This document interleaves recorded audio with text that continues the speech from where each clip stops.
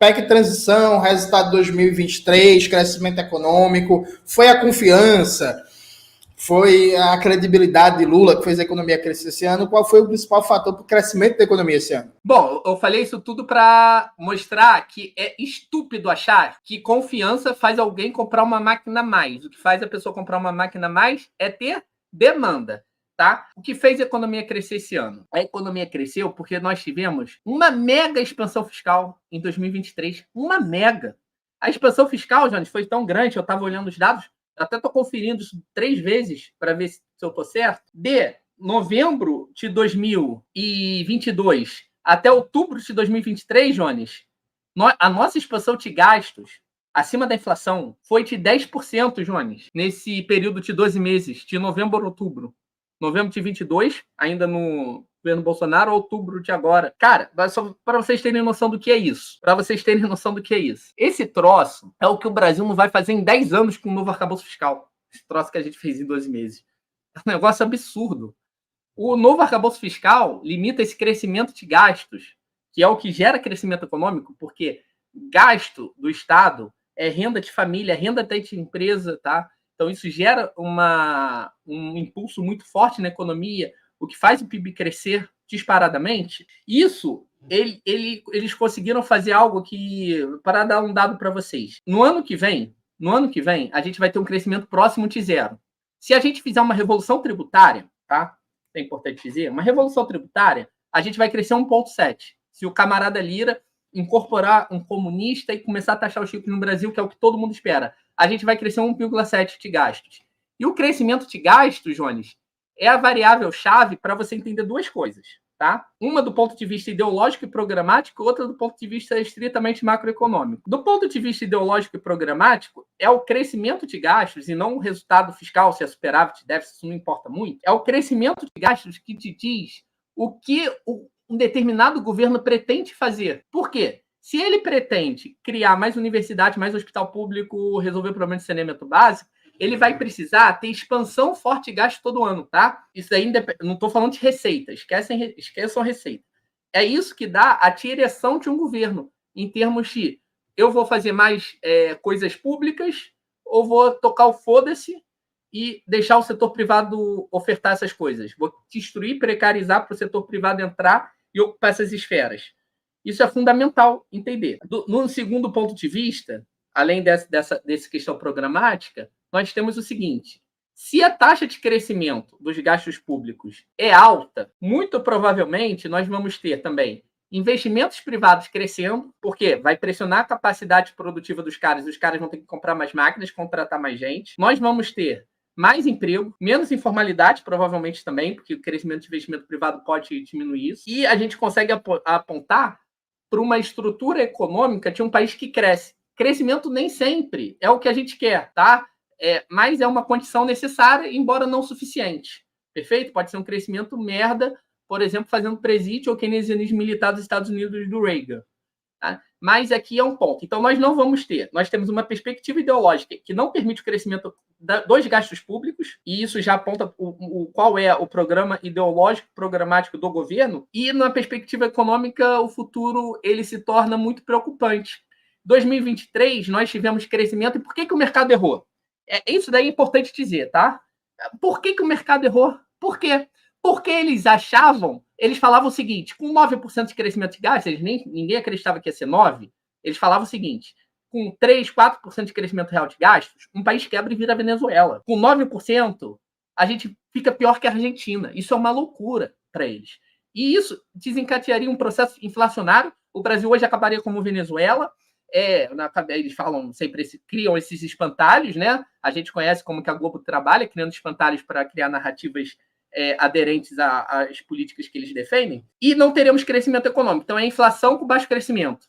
Por quê? Porque as expectativas deterioram. E as expectativas para eles são fundamentais. Tem um texto do Kalec, de 1943, que ele fala isso, que uma das funções da austeridade e dessa lógica teórica é falar que é o mercado que manda em tudo. Que ele que tem um poder de decisão na economia. Então, dar a ele o poder. Quando a gente fala de expectativas como central, a gente está falando assim, é o Banco Itaú que manda. Se a gente não obedecer, eles vão ferrar a gente. Então, ajoelhem para o Banco Itaú, ajoelhem para o Bradesco, ajoelhem para a Faria Lima, que senão eles vão ferrar a gente. Isso é terrível. É uma lógica de subordinação a essa teoria macroeconômica que a esquerda agora começou a adotar. Ponto é, nós fizemos tudo que eles falavam que ia dar errado. O que aconteceu, obviamente, o que eu estou falando aqui. Os caras viram a demanda crescer e começaram a atender essa demanda. Perfeito? Só que nem isso deu investimento, Jones. Por quê? Porque quando você está crescendo a renda das famílias, por exemplo, no primeiro momento, o que você vai fazer? Você está com 2 máquinas e uma parada. No primeiro momento, você vai começar a usar a terceira máquina. Você está produzindo mais sorvete, ou seja, o PIB está crescendo, mas você ainda não está investindo. Você só vai investir se essa demanda ficar crescendo todo ano, ficar forçando essa demanda, que aí você vai forçar a terceira máquina que você vai comprar a quarta. Então, no primeiro momento, é a ocupação da capacidade ociosa. No segundo momento, vem a expansão da capacidade ociosa, quando o investimento responde. 2023, a gente teve crescimento, mas de gastos e crescimento da economia, mas a gente não chegou a ter crescimento dos investimentos. Tá? Então, a gente tinha que continuar crescendo gastos. E foi isso que fez o Brasil crescer.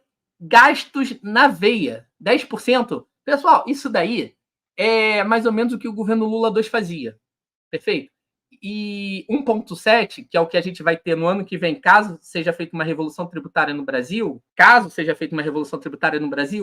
é menor do que 3 dos 4 anos do Paulo Guedes. É muito baixo em comparação com o Bolsonaro. Nós temos que fazer uma revolução tributária no Brasil para chegar perto do Bolsonaro, tá? Por quê? Se não fizer revolução tributária, a gente vira Temer, que é crescimento zero. Nem ele foi que ele fazia furo. Então é uma lógica de destruição para 2024. O arcabouço fiscal e a meta zero veio para não deixar que nunca mais aconteça um ano como 2023. Que eu acho que foi super limitado, tinha que crescer mais os gastos. Tinha que crescer mais. Mas o que cresceu em 23 nunca mais vai acontecer no Brasil. Eles proibiram. O governo falou que o mercado está perfeitamente correto nas críticas que ele faz. O governo ele assume que todas aquelas críticas que o mercado fazia em dezembro de 2022, Jones, estavam absolutamente corretas quando ele aprova o novo arcabouço fiscal. Então, eu me sinto surpreso e assustado quando o economista de esquerda que defende o novo arcabouço fiscal chega e fala o seguinte: o mercado errou, e nós acertamos.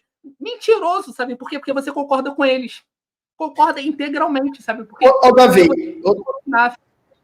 Davi, mas vamos lá, vamos fazer o papel de advogado do diabo aqui. Imagina que eu sou um desses keynesianos aí que tá ramelando e vai dizer assim, mas Davi, foi o que deu para fazer na correlação de forças do Congresso. Foi isso mesmo? Esse novo arcabouço fiscal, o que eu chamo de novo teto de gasto, foi o que deu para fazer na correlação de forças do Congresso? O governo tentou algo diferente e não conseguiu? Cara, essa pergunta aí é fundamental, porque ela revela uma mentira histórica.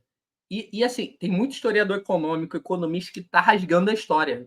Assim, isso é um absurdo, até do ponto de vista acadêmico e científico. Vou contar uma história para vocês. Vamos lá. O teto de gás do Temer, quando ele foi feito em 2016, ele foi feito para cair, para acabar, porque ele era insustentável. Qual era a lógica dele? Era criar uma restrição fiscal muito forte que tornasse a previdência social, os pisos da saúde e da educação insustentáveis dentro do teto, porque eles cresciam muito. Aí você tem um teto. Aí se a previdência está crescendo, o que vai acontecer? Chega uma hora que ela ocupa todo o teto. E não tem mais despesa. Ela ia pagar previdência no Brasil. Então, eles criaram uma forma de tornar a previdência inimiga de todas as outras despesas. Perfeito? Então, o teto ele criou uma crise de gestão orçamentária que conduziu ao argumento que a previdência era vilã. Então, ele foi feito para quebrar a previdência, tá? Foi feito para congelar pisos da saúde e da educação, que ele também congelou o piso da saúde e da educação até 2026. Então, o teto foi feito em 2016 para durar até 2026, quando teria uma revisão, podendo ficar mais 10 anos a partir dessa revisão. Ou não, né? Quando você coloca um prazo de validade para 26, você já está assumindo que não é uma política sustentável. O próprio Temer, quando ele coloca isso, certo? Ou seja, daqui a pouco, no último ano de governo Lula, ele teria que ser revisto. Essa ideia do teto também, quando eles fazem o teto por PEC, eles usaram uma PEC, que é um instrumento mais complexo de aprovação de uma matéria. Por que eles usaram uma PEC? Isso aqui é central, muito central. Porque o teto de gastos ele é incompatível com os pisos da saúde e da educação e com a previdência social. E com política de valorização do salário mínimo. E, especialmente, quando você fala de saúde e educação, elas estão na Constituição. Se você coloca um teto e a saúde e a educação está crescendo todo ano, você vai ter uma crise orçamentária profunda, tá? Então, o que o governo Temer teria que fazer? Se ele aprovasse um teto que não fosse por PEC, que fosse por lei complementar, que seria um processo bem mais simples, que você só precisaria de metade absoluta, ao invés de 3/5 do Congresso. Ele aprovaria uma lei complementar, mas na sequência ele teria que mandar uma PEC para o Congresso, suspendendo os pisos enquanto durasse o teto dele, para ter matematicamente sustentabilidade, tá? Para você não ter uma despesa crescendo enquanto as outras estão sendo esmagadas por conta do teto. Perfeito? Onde eu quero chegar? Ele tinha duas opções. Ele poderia mandar uma lei complementar para fazer a regra fiscal, como a LRF, uma lei complementar, e depois mandar uma PEC. Ou poderia fazer o quê? Mandar uma PEC já ferrando os pisos da saúde e educação, suspendendo, porque ele não revogou, e criando o teto de gastos no mesmo pacote. Por isso que o teto de gastos, apesar de ser uma regra fiscal, está na Constituição. Está na Constituição porque ele precisava quebrar piso da saúde e da educação. Isso é um fato. Aí, nós temos, então, a seguinte situação. Congelamento de gastos e piso da saúde e da educação suspensos. É assim que nós chegamos em 2022. Só que o teto, ele foi totalmente desmoralizado. Bolsonaro não furou pouco o teto, não. Ele furou muito. Gasto em 2021 cresceu 30% depois da pandemia. 31%. Maior crescimento de gasto da história por conta da saída da pandemia. Depois nós viemos em 22, tivemos crescimento de 2,2 em cima de um ano que foi de crescimento forte de 21. Ou seja, é crescimento fortíssimo em 2 anos de gastos. Furando o teto em 2022 para fazer política de estelionato eleitoral, porque ele fez uma expansão fiscal ali para dar um auxílio emergencial altíssimo, que ele ia acabar depois. Mas naquele momento aquilo foi importante para, inclusive, a gente ter um Bolsa Família hoje alto, né? Então, essa expansão fiscal muito forte fez uma economia crescer e gerou um certo clima de que não dá para voltar atrás. Não daria, naquele momento, para a gente chegar e falar assim, agora a gente vai voltar em 2024 para o Bolsa Família de R$180 em 2023. Ninguém aceitaria isso. Era óbvio que não daria para voltar ao Bolsa Família antigo, de R$180, sair de 600 e ir para 180. A população, você vai ter uma desestabilidade social brutal. O que se faz? O governo ele vem com uma proposta que era uma obviedade, não tinha nada demais, que é, olha, a gente precisa do Bolsa Família maior. E para o Bolsa Família ser maior, não dá para ficar o teto, não dá para voltar o teto do Temer que o Bolsonaro não usou. Que o Bolsonaro não usou. Não dá para voltar com teto de congelamento, porque o Bolsa Família vai ocupar tudo. Então, nós queremos o quê? Manter o teto do Temer. Então o governo fez uma proposta de manter o teto do Temer, mas fazer um furo para tirar o Bolsa Família. E na proposta do governo, eles fizeram o seguinte, Jones, nesse contexto. Eles mandaram uma minuta para o Congresso. Nós temos esse documento. Então, isso é documentado. Podem falar que é mentira minha, mas é um documento. Nesse documento está lá, congelamento dos pisos da saúde e da educação até 2026. Ou seja, não mudava nada, tá? Para o piso da saúde e da educação. Eles mantinham o congelamento do Temer, da saúde e da educação, e a manutenção do teto de gastos do Temer. Só que com furo para o Bolsa Família. Então, eles fariam um furo de 170 bi, 175 bi. A discussão ainda naquele momento não estava claro qual seria o valor. Alguns queriam 200, outros falavam em 100, mas era para acomodar o Bolsa Família e mais algumas coisas. Só que essa expansão aconteceria só em 23. A partir de 2024, a proposta do PT é que não haveria mais crescimento de gastos. Você voltaria ao congelamento em 24, 25 e 26. Inclusive, congelamento dos pisos da saúde e da educação. Ou seja, você teria um 2023 bom e depois você teria austeridade. Perfeito? Então, a gente manteria o teto, só que ele subiu um pouquinho. E depois ele continuaria congelado. Essa foi a minuta enviada pelo governo. Então, Jones, é uma mentira quando eles falam assim, mas pelo menos o novo arcabouço fiscal é melhor do que o teto, como se fossem eles que tivessem lutado contra o teto. Aí eu vou contar o contexto para vocês da sequência disso. Feito isso, essa proposta de minuta, eu falei no meu Twitter várias vezes que isso era um absurdo. Por quê? Porque nós não poderíamos voltar com congelamento de gastos em 24. Nós não poderíamos manter o congelamento de piso da saúde e da educação nesse país.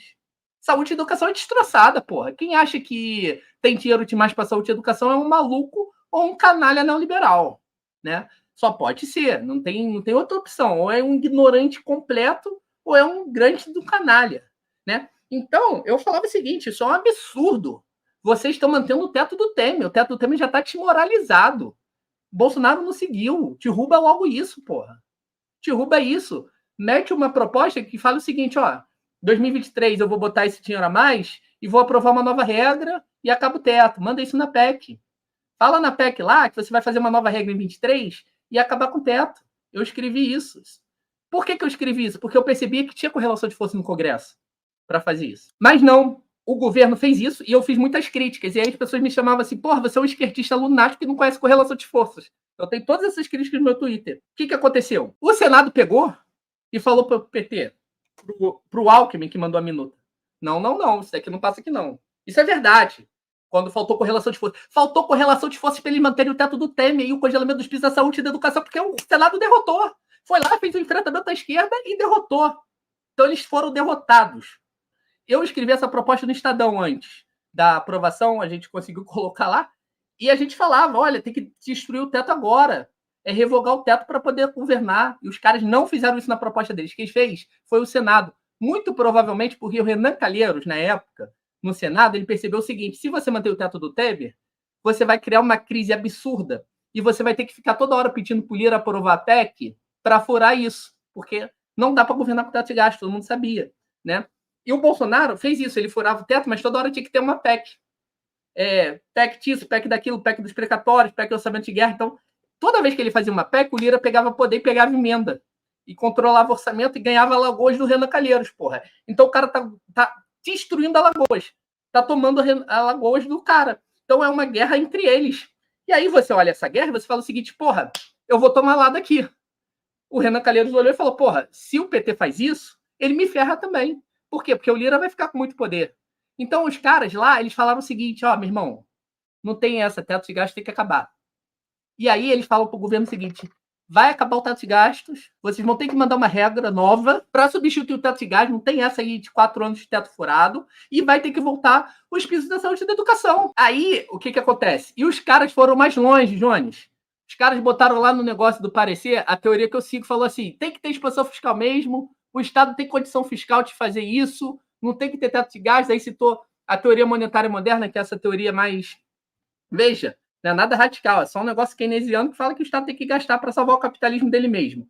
Os caras botaram isso na PEC, na justificativa. Se você quiser botar aí na internet, Jones, depois você vai achar. O Haddad foi no Congresso falar, sabe o quê? Para eles tirarem essas menções na justificativa, porque estavam muito avançados, estavam assustando o mercado. Então ele foi brigar com o Senado, com o Congresso, porque o Senado estava muito à esquerda. Aí ele trocou a justificativa. Fez os senadores trocarem a justificativa. Isso está registrado, gente. O cara fez um enfrentamento à direita. Foi o Congresso que derrubou o teto de gastos e voltou com o piso da saúde e educação. Perfeito? Isso daí é muito importante por quê? Porque desde aquela época, quando eles fizeram isso, se o Senado não faz nada, eu ia criticar e eles iam falar que negociaram tudo que podiam e não conseguiram por conta da correlação de forças. Entende, Jones? Como eles fizeram com o novo arcabouço fiscal. Só que isso é mentira, tanto é que o Senado mudou e melhorou. A matéria, Haddad atua para retirar a teoria monetária moderna da PEC de transição após críticas do mercado. Veja, o mercado fez uma pressãozinha após o negócio andar lá no Senado. Haddad foi lá atuando como aliado do mercado em nome do governo para tirar a referência a MMT. Para quem não sabe, MMT é a sigla em inglês para teoria monetária moderna, que é uma abordagem pós-keynesiana para progredir. É uma abordagem que não é neoliberal, não é da revolucionária, é muito mais descritiva de como funcionam as finanças no capitalismo contemporâneo, né, moderno. Basicamente, essa abordagem ela diz que é mentira a ideia de que nós precisamos que o mercado seja o avalista das políticas econômicas do governo, que senão o país acaba. Ela mostra que isso é mentira. Ela serve para desmascarar essa mentira. Nesse momento, vai acontecer esse enfrentamento à direita ao Congresso. Então, tá aí. Quem estava à esquerda nesse momento, né? Assim, é factual. Aí, quando eles aprovaram o novo arcabouço fiscal, porque o Congresso mandou, não é porque eles mandaram na minuta, que a minuta deles não tinha isso. Quem botou a revogação do teto de gastos foi o Senado, que eles não botaram, que eles mantiveram o teto do Temer e estavam mantendo os pisos da saúde e da educação congelados na minuta deles. Eu posso provar para quem quiser. Isso é um fato histórico que eles negam. Eles falam o seguinte, nós fizemos o NAF porque é melhor do que o teto de gastos. E foi o que deu para fazer porque nós precisávamos de algo melhor que o teto de gastos. Quando, na verdade, eles não tinham opção. Porque já tinha que mandar uma regra e a regra que fosse aprovada substituir o teto. Então, nós estamos vivendo uma grande guerra de narrativas, Jones. Uma grande guerra de narrativas. Por quê? Porque você precisa governar com consenso no neoliberalismo para não ter crises sociais muito agudas e ter que fazer que nem um leite e descer o cacete de todo mundo, que isso não é bom para capitalista também. Isso é o último recurso deles. Então, se você tem um consenso da esquerda, dos servidores públicos que eles não vão ter aumento porque não tem dinheiro, do pessoal do Bolsa Família que não vai ter reajuste no ano que vem porque não tem dinheiro, então você tem que criar uma narrativa de que tem alguém impedindo você de fazer, que é o Congresso Nacional, certo? E aí, vamos lá. Aí os caras falam o seguinte, porra, o NAF praticamente voltou ao teto do Temer. Eles tiveram uma janela de oportunidade para mandar uma regra, tensionar o Congresso de novo, e aí aproveitar alguma correlação de força que você tem no Congresso, essas divisões, porque tem uma ala fisiológica, você tem uma série de contradições dentro da classe dominante que você pode usar. Sempre foi assim, né, no capitalismo. Eles se negaram a fazer essa disputa e escolheram uma regra de teto de gastos. Então, há uma manutenção do teto de gastos no novo arcabouço que o Temer ele vai falar o seguinte, tá aí na internet, ele vai falar assim, olha, eu gosto disso, porque mantém a lógica do meu teto. Na verdade, o meu teto ele falava que ia ter que ter uma revisão em 2026 já. O governo está antecipando essa revisão para 2023 para começar em 24. Então, o que ia acontecer em 26 vai acontecer agora em 24, com a revisão de 23. Ele considera o novo teto uma reforma no teto dele, necessária e positiva. O Temer fala isso, que é a continuidade. Ele é um mentiroso? Não sei. Ele está elogiando o governo porque ele é muito petista, fanático? Não, é porque ele apoia isso daí. Os banqueiros apoiaram.